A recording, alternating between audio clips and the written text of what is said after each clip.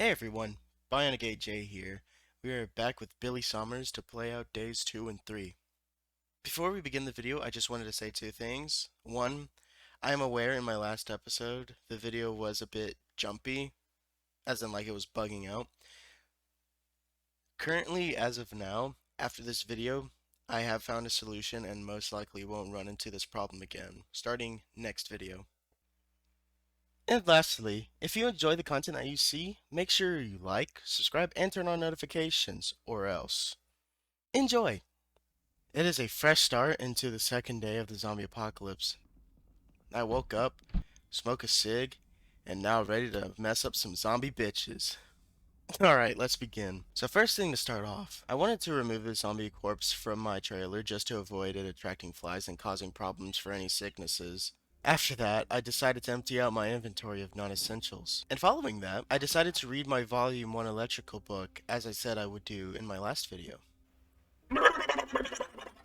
After I read my school book, I went ahead and marked the gas station and eventually marked my home. Maybe I should have marked the police cruiser? Nah, it'll be fine, it'll be fine. Anyways, time to do what I was planning for day 2, scouting the area for stuff I can find. Really, nothing much happened this day except for killing zombies and grinding my electrical skill, exploring a ruined trailer, and finding a bottle of disinfectant. So yeah, let's go ahead and jump to day 3.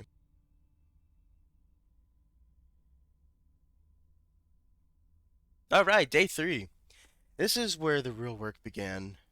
My main objective for this day was to find a gas station for the Ford Cruiser that I found. I woke up immediately, started packing rations for the journey to come. Thank God I have this briefcase to go ahead and fill with all these canned goods that I have. So I started heading northwest and traveled up the road, killing 2 zombies that I ran into. The second zombie that I killed actually had a fucking AA-12 on them, so I left it there.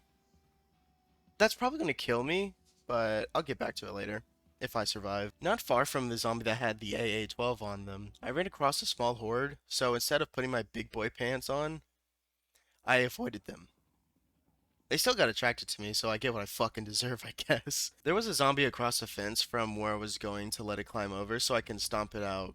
Somehow, that didn't work. Overall, in this encounter, I underestimated the might of my machete. As I said in my last video, it tears shit up. There was one other zombie that was also across the fence, so the best option to pass time waiting for his slow ass was to moonwalk across the fence. Fun fact, that zombie that I killed just now gave me another AA-12.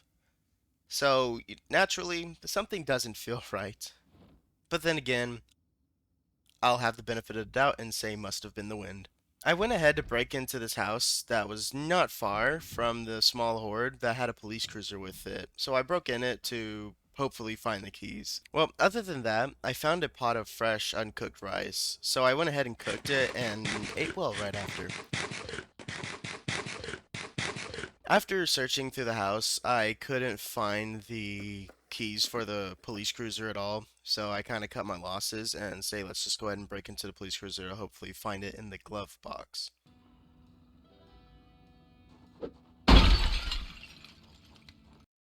So the police cruiser was a lot more banged up than I realized after I broke into it, because almost every lock on the car was broken.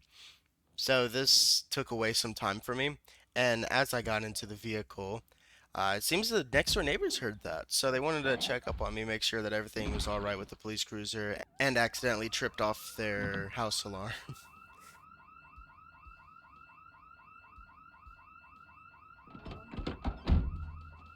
So in regards to this, I decided to hide in a corner of the house outside to avoid getting cornered inside the house if that were to happen. So, as I was hiding in the corner in the back of the house, I actually found a crop yard. So, this is basically a farmer's house, which was fantastic, so I can come back here later. So yeah, as I was sitting down in the corner, it actually makes you very conspicuous. Fun fact. So, with that being said, there was like, what, 3 zombies locked onto me coming from the left side of the house, and they weren't a big problem until later this happened. I was basically in a very bad situation, and without this machete, what I've done would have been impossible. During the most of this encounter was me moving the zombies away from the crops to avoid the crops having some kind of disease from the rotting corpses next to it, while I had more on me. I eventually became very tired, and it took ages to kill the last few zombies in the area.